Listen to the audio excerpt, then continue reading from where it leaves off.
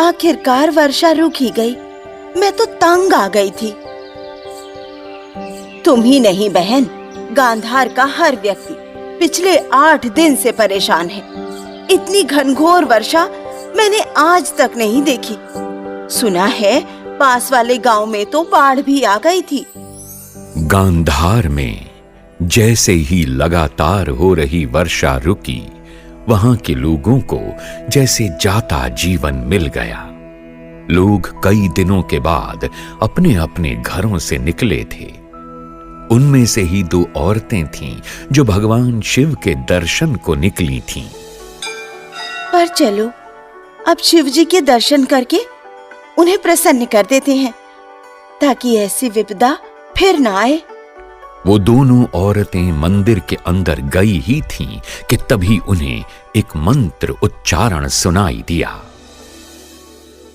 ओम नमः शिवाय। ये तो राजकुमारी गांधारी है ना? हाँ, वही है।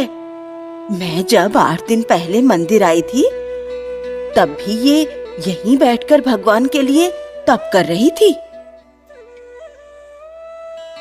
शिव भक्त जो ठहरी, उनके लिए तो कोई कुछ भी कर सकता है। हम जब घर के अंदर बंद थे, तब ये यहाँ बैठकर भक्ति कर रही थी। आखिर कहाँ मिलेगी तुम्हें इतनी श्रद्धा रखने वाली? 8 दिन से कुछ खाया पिया नहीं, ना ही यहाँ से उठी है। केवल और केवल भगवान का नाम लिया है। ऐसा यदि हम कर ले तो जीवन का उद्धार हो जाए। बात तो तुमने सही कही, लेकिन तुम ध्यान से देखोगी तो तुम्हें दिखेगा कि भक्ति केवल राजकुमारी ही नहीं कर रही। वो देखो, उनके पीछे राजकुमार शकुनी खड़े हैं। उनके हाथों में छत्र है। इसका अर्थ यही है कि वो पिछले 8 दिनों से अपनी बहन की वर्षा से रक्षा करने के लिए खड़े हैं। ऐसा भाई हर किसी की नियति में नहीं होता, जो अपनी बहन के लिए कुछ भी कर सकता है। चलो, हम भी भक्ति कर लेते हैं, ताकि अगले जन्म में हमें भी ऐसा भाई मिले।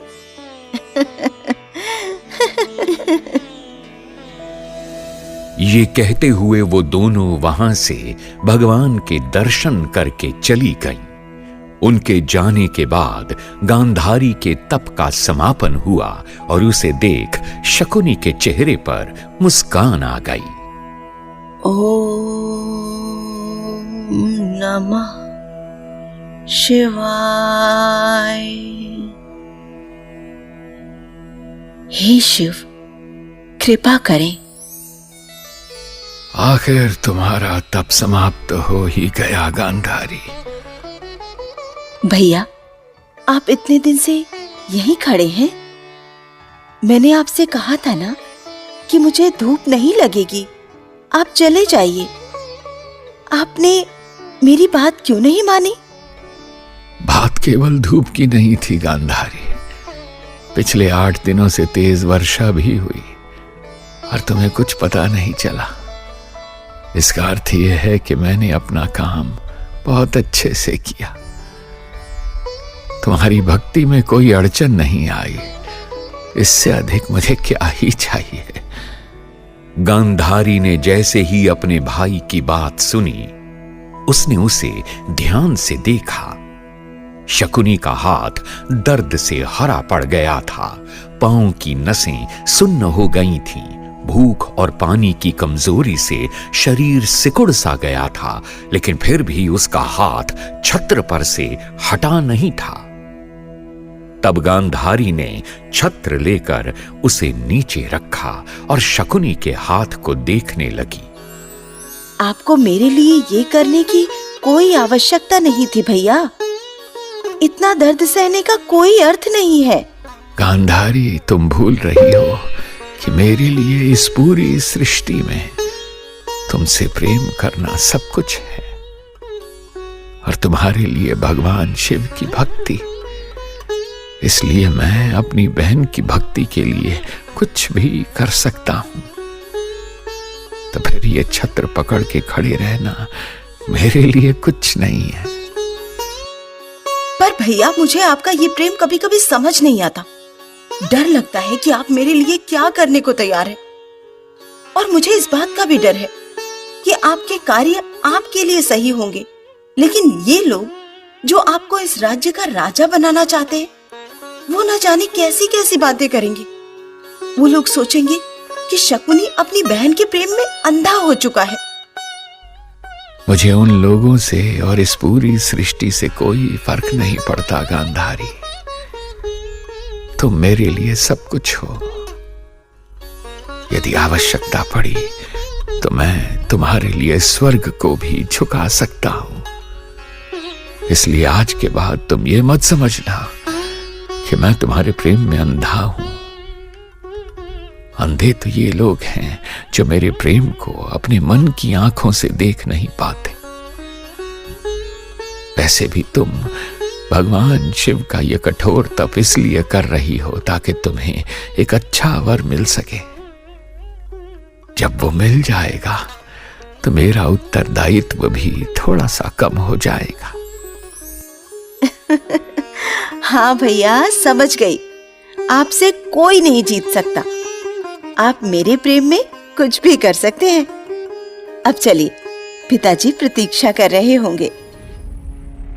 जो भाई अपनी बहन से इतना प्रेम करता था, आखिर क्यों वो ऐसा मामा बना जिसे इतिहास ने हमेशा ही दुत्कारा? क्या था वो मोह जिसकी वजह से रखी थी शकुनी ने कौरवों के विनाश की नींव? जानने के लिए सुनी से निकलते समय शकुनी अपनी बहन के रथ का सारथी बना था।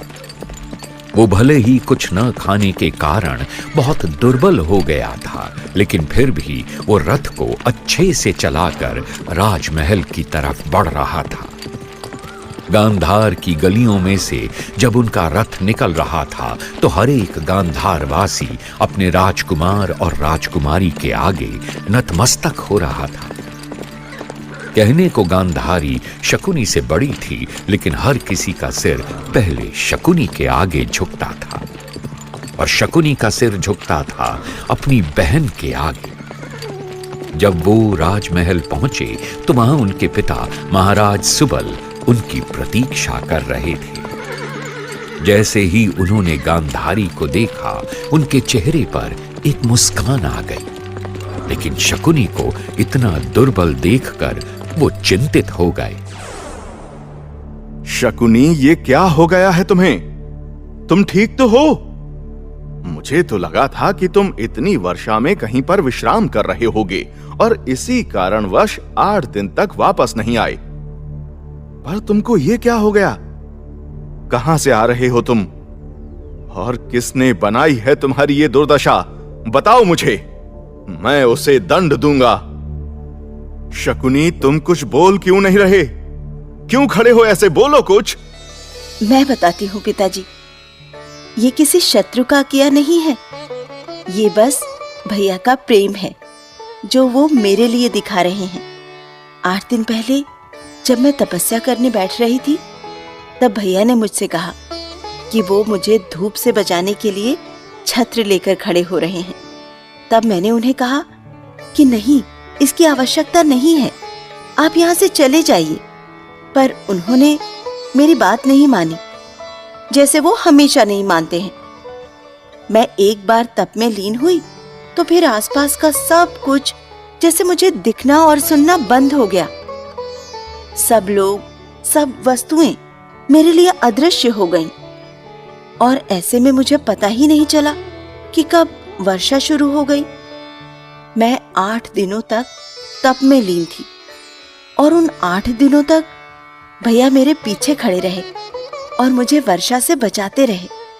मुझे एक पल के लिए भी इस बात का आभास तक नहीं हुआ कि वर्षा हो रही है, और इसलिए मेरी तपस्या बिना किसी विघ्न के पूरी हो गई।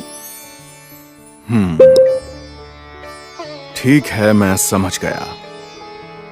एक काम करो शकुनी, तुम अंदर जाओ और थोड़ा आराम करो। पूरी कहानी सुनने के लिए चैनल को सब्सक्राइब कीजिए और लाइक कीजिए ताकि मैं दूसरा पार्ट जल्दी लेकर आ सकूं।